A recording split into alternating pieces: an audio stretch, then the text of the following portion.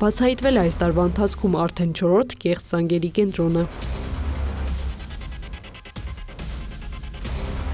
Կադրերում երևում է ինչպես են ոստիկանության և քննչական կոմիտեի ծառայողները անսպասելի խուզարկություն կատարում առաջին հայացքից կասկած չհարուցող աշխատավայրում, որտեղ սակայն աշխատակիցները ներգրավված են հանցավոր սխեմայում։ Անձինք վարձակալել էին տարածք, կահավորել էին հատուկ համակարգչային տեխնիկայով, որը նախատեսված էր զանգերի կենտրոնի գործունեության բնականոն ընթացքը ապահովելու համար, հավաքագրել էին տարբեր աշխատակիցների, դերաբաշխումներ էին կատարել և կատարում էին հանցավոր գործունեություն, թիրախավորելով տարբեր երկրների քաղաքացիներին։ Այս հանցավոր կազմակերպության մասին հաղորդումը քննչական կոմիտեն ստացել էր դեռ հոկտեմբերի 30-ին, կոմիտեի մանրամասներ են հայտնում։ Օպերատիվ տեղեկություններ են ստացվել քրեական ոստիկանության գլխավոր վարչությունում, որ Վերոնիկա Ղուլյանը մի խումբ անձանց ներգրավությամբ եւ նախնական համաձայնությամբ Երևան քաղաքի Արաբկիր վարչական շրջանի Տիգրանյան փողոցի 27 հասցեում գտնվող Գործարան 27 կոմերցիոն շինության 4-րդ հարկում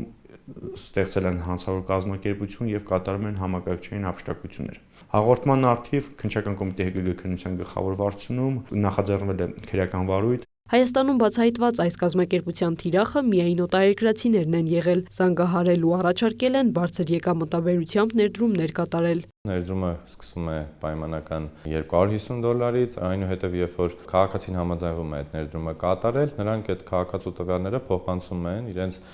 խմբում ընդգրկված ավելի հմուտ որակներ ունեցող, այսպես ասած, անձի, ով փորձում է համոզել, որ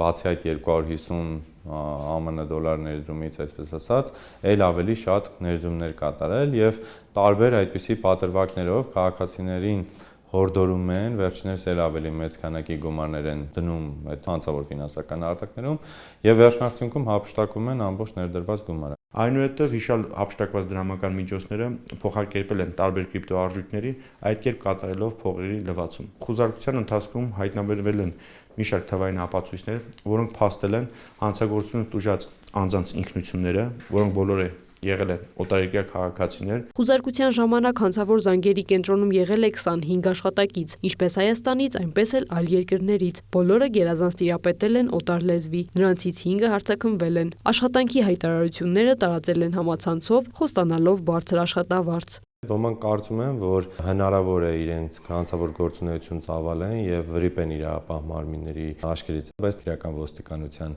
կիբերհանցագործների դեմ պայքարի վարչությունը պարբերաբար ստանում է զանազան տեղեկատվություններ եւ կան նույնիսկ ներկայումս գործող զանգերի կենտրոններ, որոնց գործունեությունը եւս պատրաստվում են օրենքով սահմանված կարգով դադարեցնել, իսկ այդ զանգերի կենտրոնների մասնակիցներին եւ կազմակերպիչներին, այսպես ասած, քրեադատավարական ընթացակարգով ենթարկել քրեական պատասխանատվության։ Հանցավոր կազմակերպության ղեկավարներին հանրային քրեական հետապնդում է հարուցվելու, հանցավոր կազմակերպություն ստեղծելու եւ ղեկավարելու,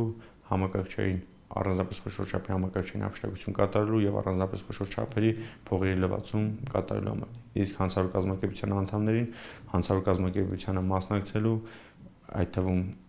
առանձնապես խոշոր չափերի համակարգչային հափշտակություն եւ առանձնապես խոշոր չափերի փողերի լվացում կատարելու։ Այժմ քննչական կոմիտեում զանգերի կենտրոնների վերաբերյալ առկա է 5 քրեական վարույթ, 20 անձի նկատմամբ հարուցվել է հանրային քրեական հետապնդում։ Մինչև օրս մեղադրական եզրակացությամբ դատարան է ուղարկվել 11 քրեական վարույթ 35 մեղադրյալի մասով, որոնցից 25-ի նկատմամբ կայացվել է մեղադրական դատավճիռ։ Հանցավոր ծագում ունեցող շուրջ 840 միլիոն դրամ փոխանցվել է դեպոզիտ հաշվին, հետագայում դատարանի վճռով այս գումարը բռնագանձվելու է հօգուտ պետության։